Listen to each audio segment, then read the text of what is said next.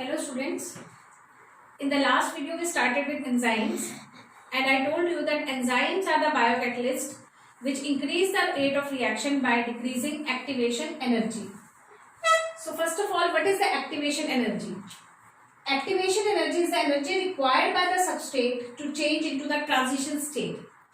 See children, substrate has to change into product, but in between transition state is formed. So amount of energy required by the substrate to change into the transition state is known as activation energy. So in this diagram I have shown here that this substrate is changing into the product and this is the activation energy of uncatalyzed reaction, that is in which enzyme is not being used. So when we use enzyme for the same reaction, the activation energy decreases. The activation energy decreases and thus the time consumed is also decreased. So enzymes are biocatalysts which increase the rate of reaction by decreasing the activation energy. So enzymes decrease the activation energy and thus in turn decreases the time taken to complete the reaction. Here I have plotted potential energy and on this axis I have plotted progress of reaction in time taken, seconds, minutes or hours. So this is the graphical representation. Now I will discuss the factors affecting enzyme activity. Factors affecting enzyme activities. There are different factors which affect the enzyme activity. One is temperature, second is pH, third is substrate concentration, fourth is enzyme concentration, fifth, binding of inhibitors or activator. So these are different factors which affect the enzyme activity. First is temperature, pH, substrate concentration, enzyme concentration, binding of inhibitor decreases the enzyme activity and binding of activator increases the enzyme activity. We will discuss these factors one by one. So first is temperature. See, this I have already discussed. If I plot velocity of enzyme catalyzed reaction on this axis and temperature here, if we plot V versus temperature graph, then we will get a bell-shaped curve. The enzyme velocity of enzyme catalyzed reaction is maximum at a particular temperature. That is known as optimum temperature or temperature optima. That is known as optimum temperature or temperature optima. So enzyme will show its maximum activity at a particular temperature which is known as temperature optima or optimum temperature. For example, enzymes present in human system in human beings work maximum at 37 degrees centigrade. Their temperature optima is 37 degrees centigrade. If we decrease the temperature, enzyme activity decrease. If we increase the temperature, enzyme activity decrease. Why is it so? So what happens when we decrease the temperature from temperature optima? The enzyme gets preserved in its form. Enzyme gets preserved. It does not get denatured at low temperature. It gets preserved, but its activity gets decreased. And when we increase the temperature, enzyme gets denatured and it loses its activity. When we decrease the temperature, enzyme gets preserved and its activity decreases. But when we increase the temperature, the enzyme gets denatured and the activity will be lost permanently. Why? Because enzymes are proteinaceous in nature and proteins get denatured at high temperature. So when we plot V versus T graph, we will get a bell-shaped curve. In this, we will have optimum temperature. We will get to know the optimum temperature. That is the temperature at which the enzyme activity is maximum. Next factor is pH. pH.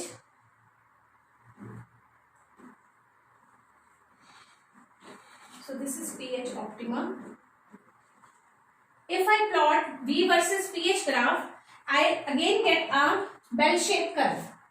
I will again get a bell-shaped curve, means the enzyme activity will be maximum at a particular pH and that particular pH is known as pH optima or optimum pH. if we decrease the pH from pH optima or we increase the pH beyond pH optima, the enzyme activity will decrease.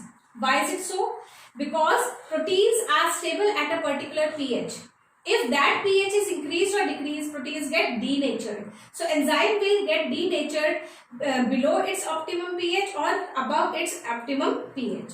I have given you example earlier also that pepsin and renin, they work at 2 pH and they get denatured on reaching the small intestine, because in small intestine the pH is alkaline. So pH and temperature both affect the enzyme activity. Next factor is substrate concentration.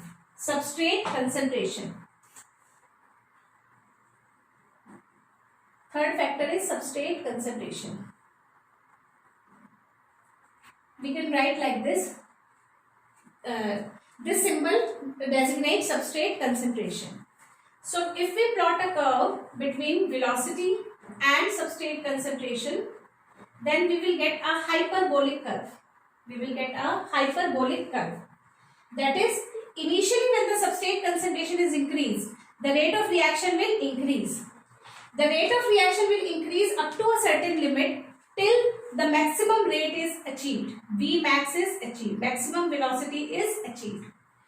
Beyond this, the rate of reaction does not increase. Why is it so? The rate of reaction does not increase beyond Vmax because the number of enzyme molecules are fewer than the substrate molecules. The number of enzyme molecules are fewer than the number of substrate molecules. We are increasing the substrate concentration, but we are not increasing the enzyme concentration. So the enzyme concentration is less as compared to substrate concentration. All the active sites of the enzymes are filled with the substrate and no free enzyme is available and maximum velocity is attained. Therefore, the velocity of enzyme catalyzed reaction does not exceed the Vmax. Now, we will define one term here. This is half Vmax, half of the maximum velocity. The concentration of substrate against half Vmax is known as Km. The concentration of the substrate against half Vmax is known as Km. Km is Michaelis-Menten constant. Km is Michaelis-Menten constant. So if we want to find out the velocity of a particular enzyme catalyzed reaction, we can find out by using Michaelis-Menten equation. We can find out it by using Michaelis-Menten equation, and that is Vmax S Km plus S. This is Michaelis-Menten equation. So for finding out the instantaneous velocity of enzyme catalyzed reaction, that is V, we will use the formula V is equal to Vmax S Km plus S. What is Km? Km is the Michaelis-Menten constant. How this can be defined? Km is the substrate concentration at which velocity of enzyme catalyzed reaction is half of the maximum. So I am writing down the definition of Km.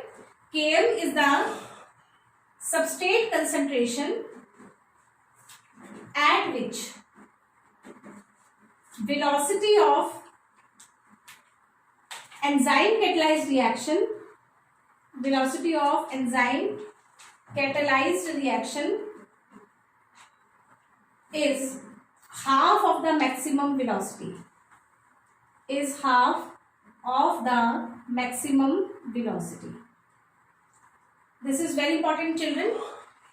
Definition of Km. What is Km? What is Michaelis-Menten equation? So if you want to find out the rate of reaction of a or instantaneous velocity of an enzyme catalyzed reaction, you will be using Michaelis-Menten equation and we will be finding out Km. Km is the substrate concentration at which the rate of reaction is or velocity of the enzyme catalyzed reaction is half of the maximum velocity.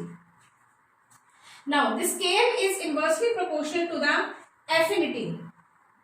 Km is inversely proportional to the affinity of the substrate with the enzyme or affinity of the enzyme with the substrate. Affinity means लगाव. अगर substrate का लगाव enzyme के लिए, enzyme का affinity substrate के लिए ज़्यादा है तो Km will be less. Both are inversely proportional. Km is inversely proportional to the affinity. Affinity means the affinity of the substrate with the enzyme or affinity of the enzyme with the substrate. So both are inversely proportional to each other. Next factor is enzyme concentration. Next factor which affects the enzyme activity is enzyme concentration. Next factor which affects the enzyme activity is enzyme concentration. So if we plot V versus E graph, we can get a straight line or a hyperbola. So an increase in the concentration of enzyme increases the rate of reaction up to a certain limit.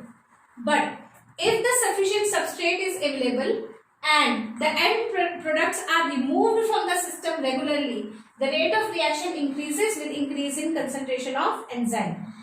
So if the sufficient substrate is available in the medium and the products are removed regularly from the system, then the rate of reaction can increase with the enzyme concentration.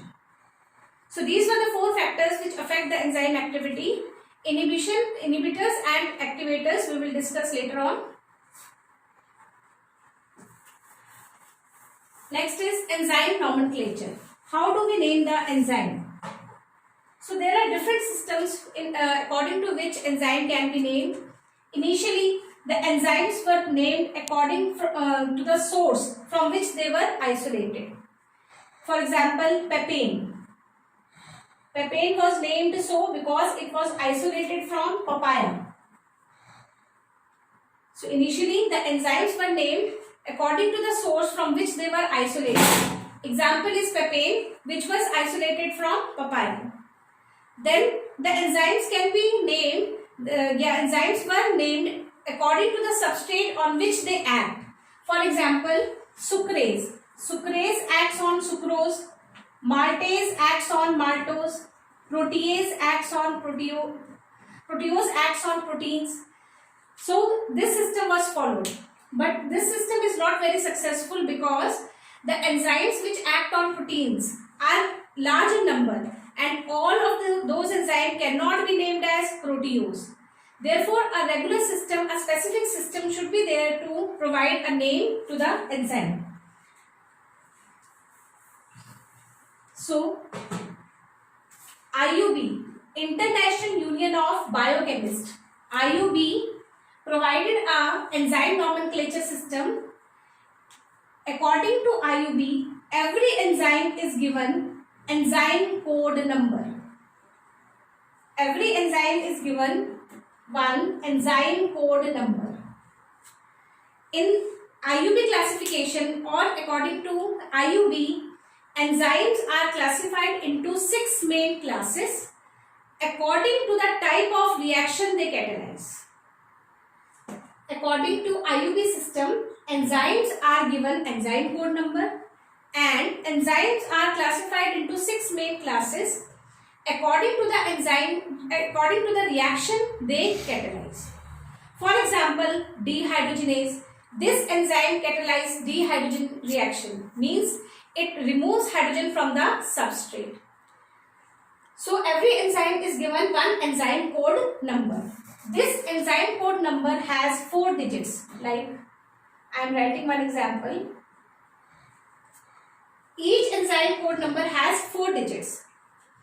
First digit designates main class. First digit designates main class. Second digit designates subclass. Third digit designates subclass. And fourth digit designates subgroup. So every enzyme is given enzyme code number according to which every enzyme is provided 4 numbers. First digit designates main class, second subclass, third subclass and fourth is subgroup. So we will learn only about the main class. In enzyme classification system, there are 6 main classes. So enzymes are classified into 6 main classes. We will discuss all these main classes one by one.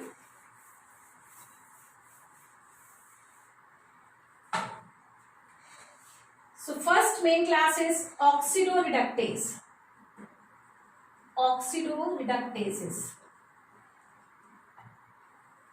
What are oxidoreductases? These are the enzymes which catalyze oxidation and reduction reaction. The enzymes which catalyze oxidation and reduction reaction are known as oxidoreductases. For example, dehydrogenases. The enzymes like dehydrogenases come under this category.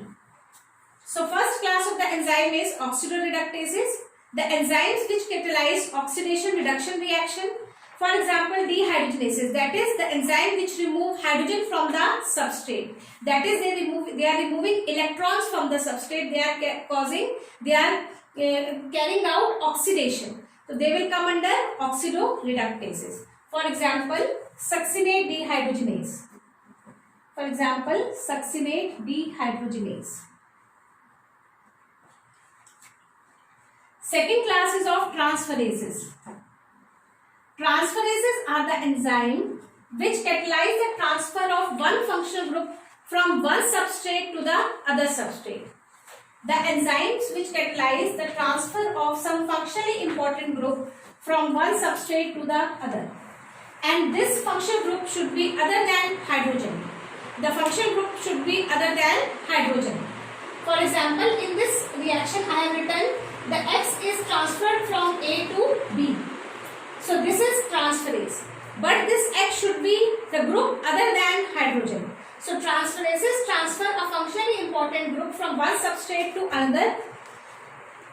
And that group should be other than hydrogen. Hydrogen is transferred by oxidoreductases. Third is hydrolases. Third class is hydrolases.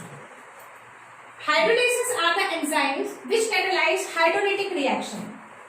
Hydrolases are the enzymes which catalyze hydrolytic reaction. That is, they break a big compound into smaller compounds by the addition of water. They break a big compound into smaller compounds by the addition of water. For example, like this. This is a big compound. When water is added into this, it breaks into two small parts, A and B. So, hydrolases break a bigger compound into smaller compound by the addition of water. All digestive enzymes are hydrolases. All digestive enzymes are hydrolases because they break food particles with the help of water. All digestive enzymes are hydrolases. Example, pepsin, chymotrypsin, trypsin, etc. All are hydrolases. Next is lyases. What are lyases? They break a bigger compound into smaller compound without addition of water. The enzymes which break a bigger compound into smaller by the addition of water are known as hydrolases, and which break a bigger compound into smaller compound without the addition of water, they are known as lyases. Example of lyase is aldolase. This enzyme you will study in glycolysis. Next is fifth classes of isomerases. Isomerases are the enzymes which change one isomeric form into another. The enzymes which change one isomeric form into another are known as isomerases. For example, cis-trans isomerases. Cis-trans isomerases which change cis isomer into trans. Epimerases which change one epimeric form into another. So these are the example of isomerases. Last category is of ligases. They are also known as synthetases. They join two small molecules to form a big molecule. Ligases means they ligate. They join two small molecules to form a big molecule and they use the energy of ATP. Example is DNA ligase. This DNA ligase join two DNA fragments to form a large DNA fragment. So this was the enzyme nomenclature or enzyme classification. According to IUB system, enzymes are classified into 6 main classes and you cannot change the sequence of the enzymes. See, one number is given to oxidoreductases and 6 is given to ligases. You cannot interchange the numbers. So enzymes are divided into 6 main classes according to IUB system. First class is of oxidoreductases. These are the enzymes which catalyze oxidation reduction reaction. That is, they catalyze the gain or loss of electrons. Example, dehydrogenases. For example, succinate dehydrogenase. Transferases, they catalyze the transfer of important functional group from one substrate to another, but the functional group should be other than hydrogen. Hydrolases, they catalyze the hydrolytic breakdown of a bigger compound into smaller compounds, or they catalyze the breakdown of a bigger compound into smaller compounds by the addition of water. For example, all digestive enzymes are hydrolases. Lyases, they break a bigger compound into smaller compound without the addition of water. For example, aldolase.